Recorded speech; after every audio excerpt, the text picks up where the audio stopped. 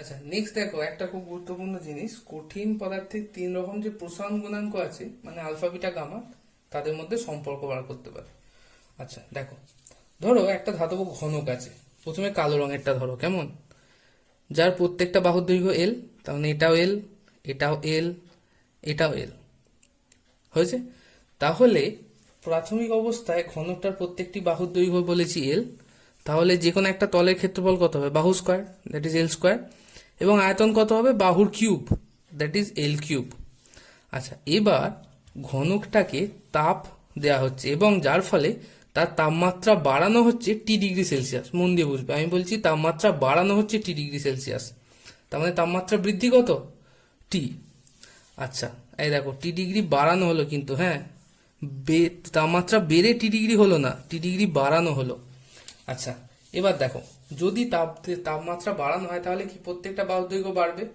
এবার দেখো, কালো ঘনকটা ছিল, প্রত্যেকটা বাহু ডেল এল করে বেড়ে গেছে, তাহলে এই বাহুটার দৈর্ঘ্য বৃদ্ধি কত হলো, ডেল্টা এল। কেমন, দেখো ধরি ঘনকের প্রত্যেকটা বাহুর দৈর্ঘ্য বৃদ্ধি পেয়ে হলো এল ছিল প্লাস ডেল্টা এল, তাহলে বেড়ে এখন কত হচ্ছে, এই পুরো বাহুটা, তাহলে বৃদ্ধি পাচ্ছে কতটা, ডেল্টা এল, যেটা বললাম। আচ্ছা, এবার দেখো, তাহলে ওই ঘনকের প্রত্যেকটা বাহুর দৈর্ঘ্য প্রসারণ গুণাঙ্ক যদি আলফা হয়, তাহলে কি, আলফা সূত্র অনুযায়ী, এই যে এখানে বলেছিলাম মনে আছে, দৈর্ঘ্য বৃদ্ধি, এই যে দৈর্ঘ্য বৃদ্ধি বাই প্রাথমিক দৈর্ঘ্য ইন্টু উষ্ণতা পরিবর্তন, দৈর্ঘ্যের বৃদ্ধি, এইমাত্র তোমরাই বললে কত বলো, দৈর্ঘ্যের বৃদ্ধি ডেল্টা এল। আচ্ছা, এটা এখানে রাখলে সুবিধা হবে না তোদের, থাম।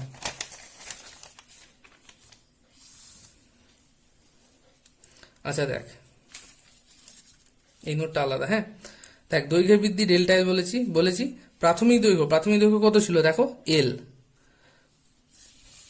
এই দেখো প্রাথমিক দৈর্ঘ্য এল ইন্টু উষ্ণতা পরিবর্তন বা উষ্ণতা বৃদ্ধি, এই যে সূত্রে উষ্ণতা পরিবর্তন বা উষ্ণতা বৃদ্ধি, এখানে কত, টি ডিগ্রি সেলসিয়াস, তাহলে ঘনকের প্রতিটি বাহুর দৈর্ঘ্য প্রসারণ গুণাঙ্ক আলফা, যদি আলফা সমান কত, delta L by L into টি।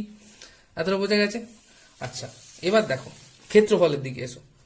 এখন উষ্ণতা বৃদ্ধির আগে যখন ছোট্ট কালো ঘনকটা ছিল, তখন যে কোনো একটা তলের ক্ষেত্রফল কত, বাহু স্কয়ার, এই যে এখানে বলেছি।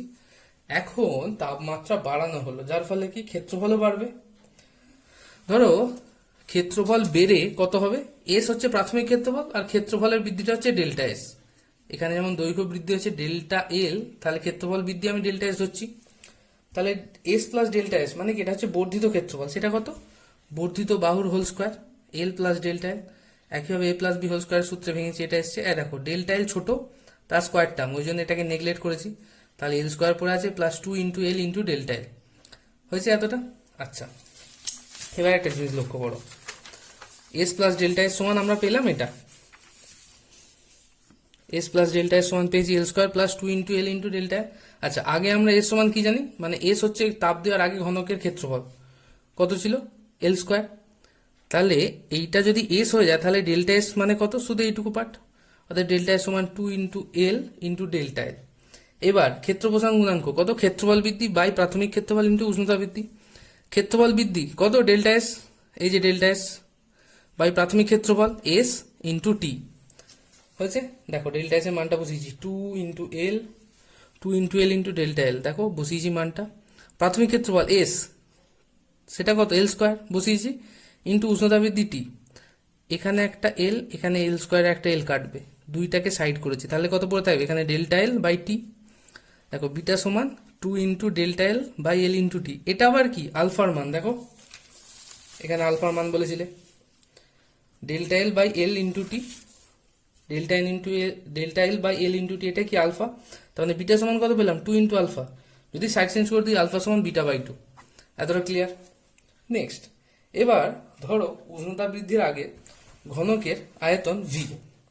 আচ্ছা, আয়তন কি, বাহুর কিউব, প্রত্যেকটা বাহু ছিল এল উষ্ণতা বৃদ্ধির আগে, এই যে প্রতিটি বাহু এল ছিল, তাহলে তার আয়তন কত, এল কিউব। এখন উষ্ণতা বাড়ানো হলো, যার ফলে আয়তনও বাড়বে, বেড়ে কত হবে, প্রাথমিক আয়তন ভি, আর যেটা বাড়লো that is delta V, V plus delta V. V plus delta ভির মানটা কত, বর্ধিত বাহুর তার হোল কিউব, একইভাবে এ প্লাস বি হোল কিউব সূত্রে ভাঙবো, এইটা আসবে। দেখো ডেল্টা এল এর স্কোয়ার পদ এসছে, ডেল্টা এল এর কিউব পদ এসছে, এগুলো ছোট, তাই এই দুটো বাদ দিয়ে দেবো, পরে থাকবে কত, এল cube plus three into L square into delta এল। হলো, that is V plus delta V সমান পুরোটা। আচ্ছা এবার দেখো, ভি মানে হচ্ছে এল কিউব, ভি এর সাথে ডেল্টা ভি যোগ আছে, এইটা যদি ভি এর জন্য হয় তাহলে এই পার্টটা কি ডেল্টা ভি এর জন্য, ডেল্টা ভিটা আবার কি ক্ষেত্রফল বৃদ্ধি, that is delta V equal to 3 into L square into delta এল। অতএব আয়তন প্রসারণ গুণাঙ্ক গামা যদি হয়, সূত্র কি আয়তন প্রসারণ বাই প্রাথমিক আয়তন ইন্টু উষ্ণতার বৃদ্ধি।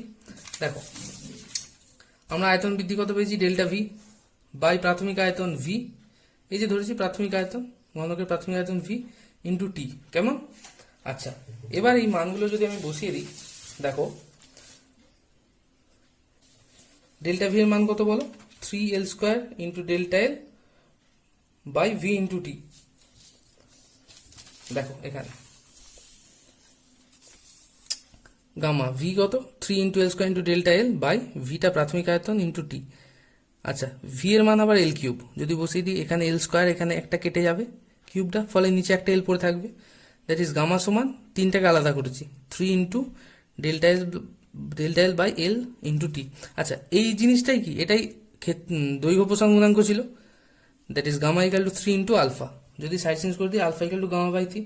দেখো একবার আলফা ইকাল টু পাচ্ছি গামা বাই 3, আর একবার এখানে আলফা ইকাল টু পাচ্ছি বিটা বাই 2, তার মানে দুটো ইকুয়েশনের বাঁ দিকটা সমান, তাহলে পুরো ইকুয়েশনটা যদি সাজাই এরকম একটা পাবো, alpha equal to beta by 2 equal to gamma by 3। এটাই হলো তিনটে দৈর্ঘ্য প্রসারণ গুণাঙ্কের মধ্যে সম্পর্ক।